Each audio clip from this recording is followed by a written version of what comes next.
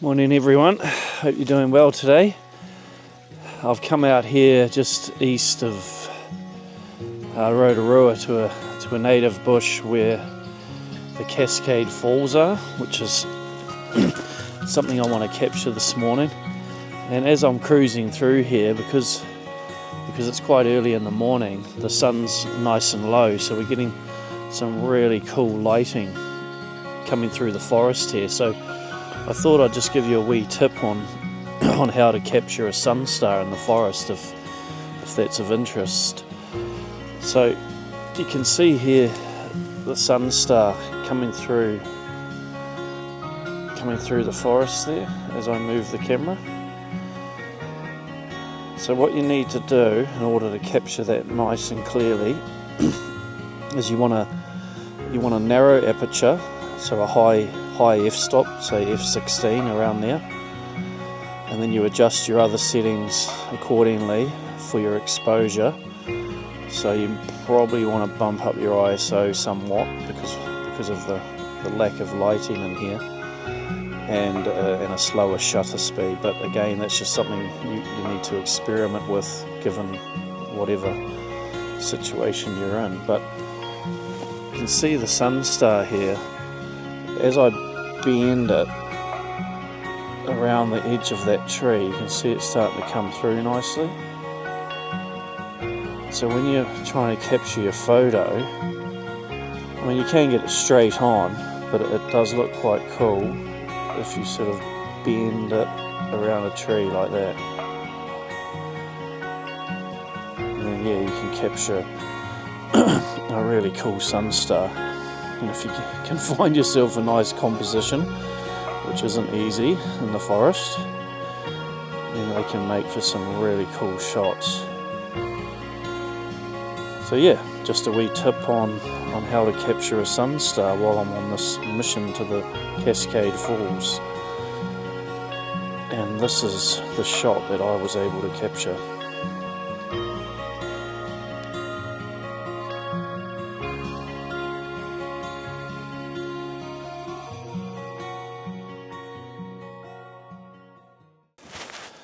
So I'm just making my way to these falls.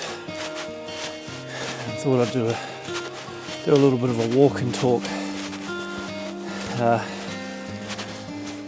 So the one thing I wanted to chat about was balance in life and why it's so important. So the reason I'm actually down here, and I've stayed at the Blue Lake for a couple of nights, is my wife and I had a good chat about balance in life and how it's so important and healthy for the mind and body and soul. So we decided that for 2 days a month, every month, that we would spend those couple of days just on your own, doing whatever that may be. If it's going to the beach, going to see some friends, whatever that is. But that's separate, so not with each other. And we just believe it's important. So for me, I like to be out in nature pretty much on my own, and that, you know, fills my cup, and then I come home a better person. And we've just decided that we're going to book those days in, and no excuses basically. So enough of all the reasons why not to do these things, and starting to make the reasons why to do these things. And it's been great. I mean, we've only just sort of started. I'll check this out just while I'm on on the wee trail here. Beautiful.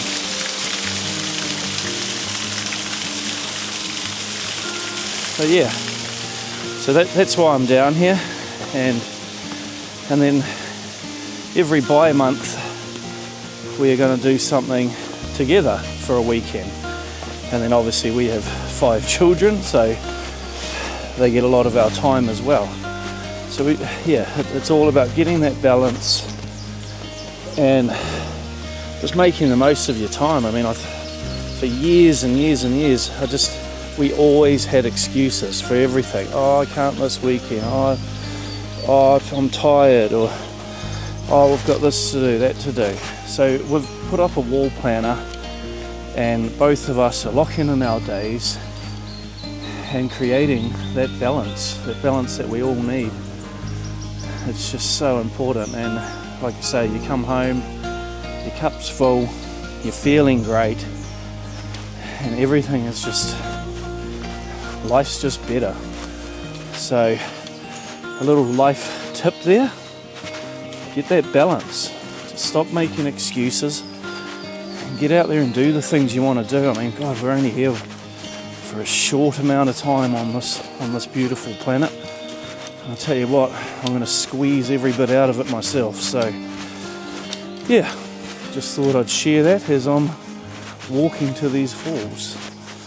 I'll check in again soon.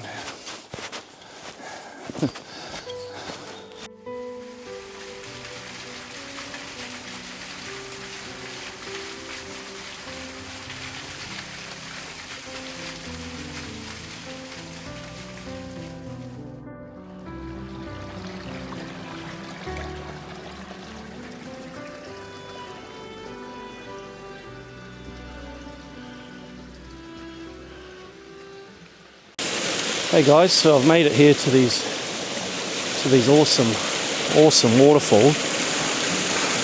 Sort of a cascading falls here, if you can kind of see behind me. Pretty spectacular. So I thought I'd just give a few tips on what I do when I'm shooting waterfalls. So you want to sort of again incorporate depth in your shot. So I tend to look for something in the foreground and then leading into the main subject, which in this case is the waterfall. Now, in some cases, if you've got a close foreground and then your background there is quite far away, you might need to do focus stacking, which is basically just taking a series of photos at different focus areas. So focusing on the foreground, then say midground, then say the background, and then you blend and stitch those together. In this camera here, it has automatic focus stacking, so you can set it up for how many shots you want, and it'll take those series of shots for you, which is quite handy. And then afterwards you take those shots and blend them together so that everything is nice and tack sharp, and you've got a really good shot there. Now for the exposure time, I do like to do a slightly slower shutter speed. I wouldn't call it long exposure. For me, anything long exposure is more, I don't know, a second to 2 seconds and thereon. For waterfalls, I tend to only like to shoot around 1/6, 1/10 of a second. I like to try and capture the motion, but also not lose too much of the detail and texture of the water. So at around that, around 1/10, 1/6 of a second, I feel is really good for me. Again, it's subjective. You do what you like. If you start to get past a second, it is going to be quite washed out and dreamy looking, which is a cool effect too. So it just absolutely depends on what you want. So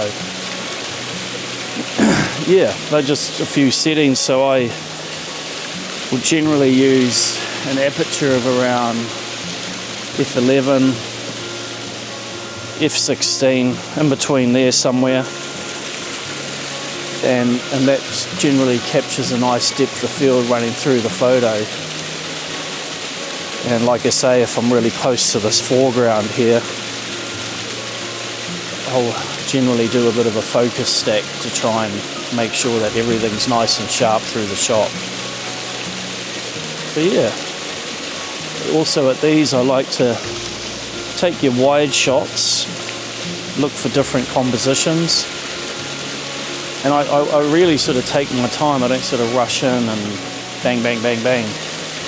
And then I'll pull out a telephoto lens or just get up closer, physically closer, and just look for different types of shots as well, different perspectives,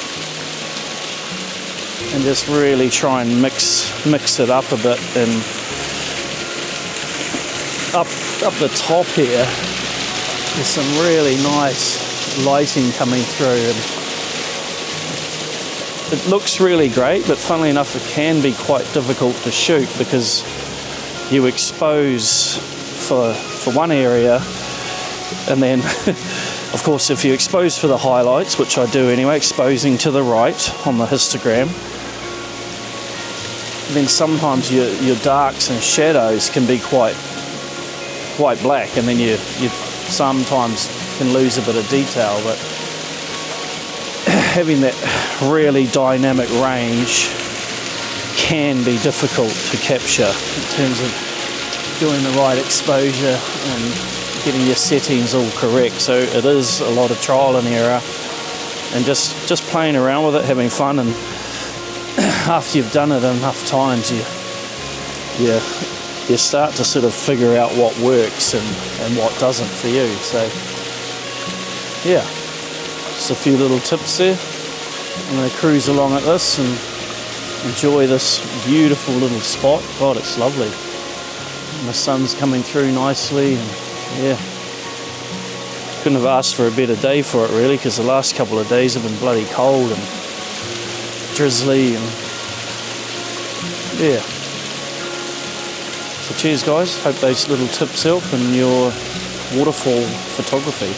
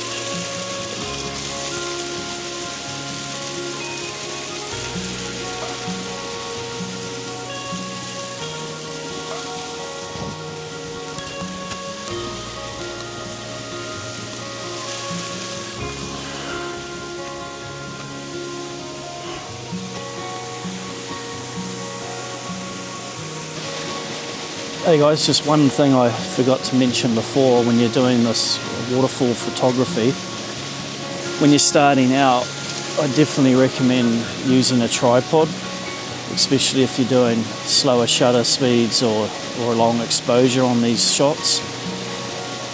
I definitely started out using one. I don't use one anymore. I don't even really use a strap much these days. I just prefer the freedom and being able to move around. So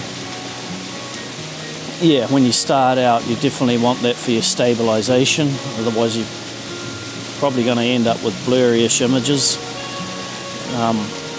I seem to be able to get pretty sharp images now with handheld, and at these slower shutters this camera has built-in stabilization, and the lens does as well, so that paired with a steady hand, can make for some nice clean shots. So yeah, just one little thing I didn't mention before.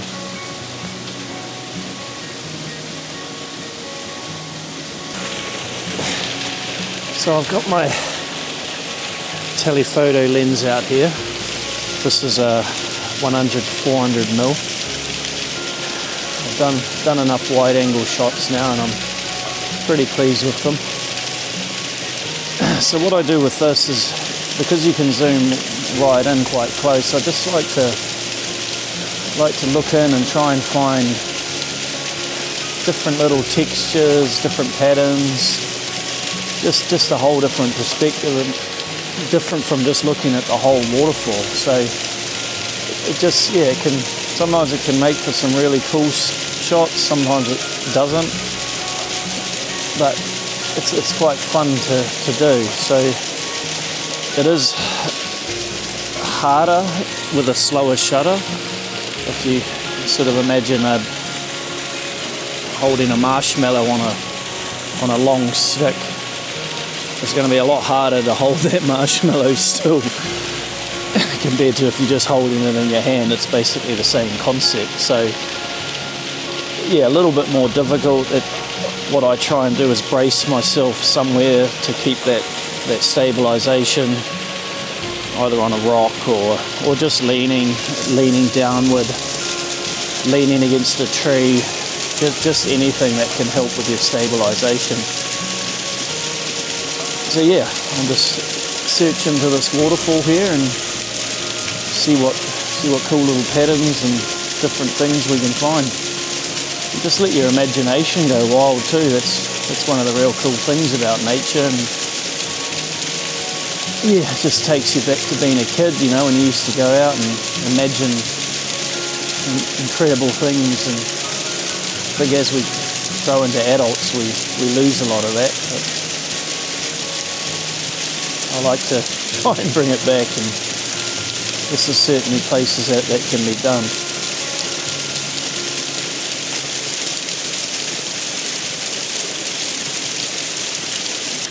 Well guys, that's it for me. I'm going to head out of here soon and head back to the car and back off home. Just to be a bit of a summary on what we've talked about today. So we've come out on a beautiful little adventure here through the native New Zealand forests, and we talked about sunstars and how to capture them if that's something you're interested in, and we talked about waterfall photography and a few tips and tricks in there, how to capture them and what things to look for, a few camera settings and all that fun stuff there. And we also talked about balance in life and how important that is, and what I'm doing to make sure that I'm getting that. And yeah, it's just, can't stress enough that it's just such an important thing. And make time for yourself, you know. And it's not that we don't love our partners or our children and things like that. Often people, well, sort of say that it's selfish, but in fact it's not. It's quite the opposite.